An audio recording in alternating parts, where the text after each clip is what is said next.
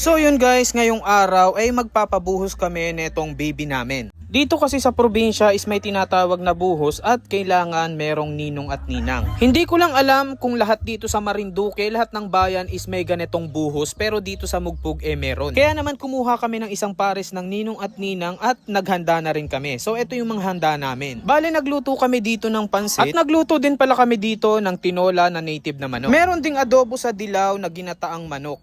Syempre nagkalamay din kami, yung ganitong saging, tapos etong tahong na may hipon. So at yun na nga, so eto binubuhusan na si baby, so ganun lang yan, bali nagdasal lang ng konti, tapos yun binuhusan na, tapos yung mga ninong at ninang is may hawak na kandila. So ganun pala yun. So ngayon lang ako nakaano ng buhos na ganito. At after magbuhos, syempre kainan na. So ito yung mga handa namin, may mga puto dyan, may sinigang na bangus, may tinolang manok, may adobo sa dilaw na manok, at marami pang iba. Kayo na lang yung bahalang tumingin dyan. So yung hanggang doon na lang, bye bye!